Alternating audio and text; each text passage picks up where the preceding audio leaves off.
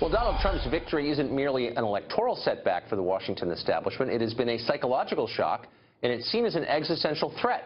Journalist Greenwald recently wrote in the Intercept that the American deep state of government agencies and military intelligence has, in effect, gone to war with Donald Trump, and the media and the Democratic Party, he says, have been happy to tag along with that. Mr. Greenwald joins us tonight from Rio de Janeiro. Glenn, thanks a lot for joining us. I just want to restate for our viewers who may not know you are not a Trump supporter, and you say that pretty explicitly in this piece you wrote yesterday, but you watched this dossier leak into the American media, and your immediate response, as you wrote in your piece, was, this comes from the American intelligence community, and here's why, and I want to put this on the screen. Their most valuable instrument is the U.S. media, much of which reflexively reveres, serves, believes, and sides with hidden intelligence officials. And Democrats, still reeling from their unexpected and traumatic election loss, as well as their systemic collapse of their party, seemingly divorced further and further from reason with each passing day, are willing, eager, to embrace any claim, cheer any tactic aligned with any villain, regardless of how unsupported, tawdry, and damaging those behaviors might be.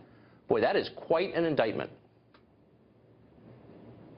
I think it's warranted. I mean, you see Democrats at this point, even liberals, more or less openly calling for and cheering for the intervention of the CIA, the intelligence community, the overall deep state, hoping that because they failed to do so, that this unelected faction in Washington will undermine and subvert and destroy the legitimacy of Donald Trump's presidency before he's even inaugurated. And I think what you're seeing is actually quite dangerous. There really is, at this point, obvious open warfare between this unelected but very powerful faction that resides in Washington and sees presidents come and go on the one hand, and the person that the American democracy elected to be the president on the other, who's supposed to be its chief executive. And there's clearly extreme conflict and a lot of subversion taking place.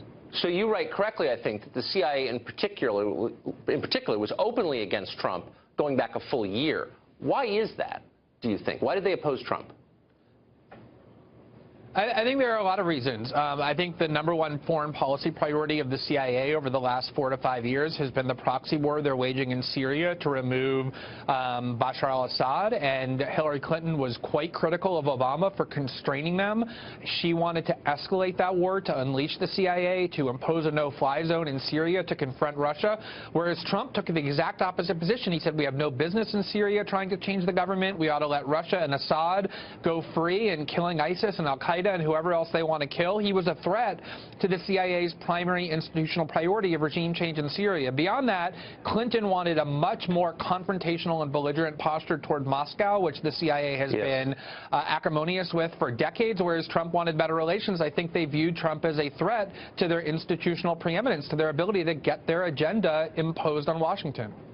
Now, what's chilling about this, as you point out pretty extensively in this piece, which I would definitely recommend to our viewers, is that there are a lot of ways to oppose Trump if you disagree with him, and you recommend some of them because you oppose Trump. But this way is an illegitimate way to oppose a president and, in fact, a threat to our system, if you could explain what you meant. Sure. I mean, if you go back, 6 decades when Dwight Eisenhower, no radical he, a five-star general, a 2-term Republican president, he left office and he had one chance to tell the American people what he thought they needed to know as he was riding off into the sunset.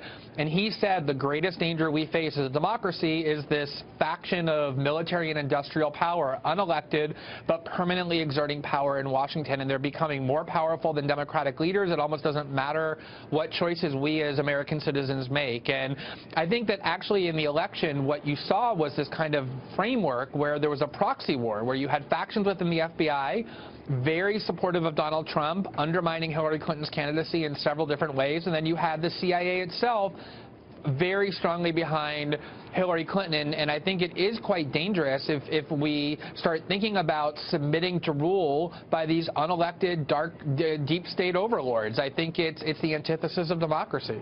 Yes, and it's also the story of the rest of the world, of many other countries. You live abroad, and you've seen it, I'm sure, in other places. This is the story of the Middle East, for example, where the real power resides in the military and the intelligence services. Yeah, I mean, there's, obviously the United States, part of its foreign policy for many decades has been, whenever it dislikes a certain government, including an unelected one, is to empower the military, empower the intelligence agencies within that country to remove that government, impose their own policies. That is something that as Americans we all ought to be extremely worried about. And one of the reasons I'm so worried is because I do think there are things Donald Trump is going to do that are quite bad, and I want to see Democrats focus on those in a cogent, reasoned way and not cheer and root for the CIA to use their dirty tactics to undermine the president that just got elected. I think that's an entirely fair point. Finally, why is it that the press, which you would think, after all we've seen in the past couple of decades, if not generations, is so willing, indeed eager to believe whatever they are fed by anonymous intelligence sources?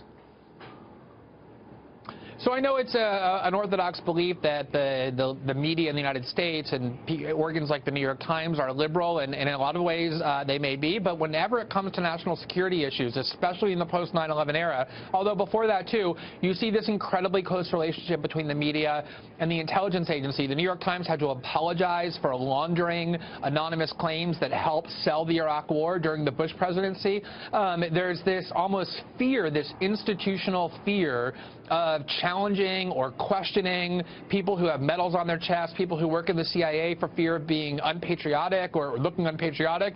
And they also get a lot of benefits when they serve their agenda. They get scoops, they get secrets, they get access. And I think a lot of that is what you're seeing, on top of the fact that the media has been aligned against Trump and will side with anybody who wants to subvert him, including the CIA. But when they empower the unelected to control our democracy, they're playing with fire. I agree with that. It's a great piece. Thank you, Glenn Greenwald, for coming on tonight. Appreciate it. Thank you, Tucker. Appreciate it.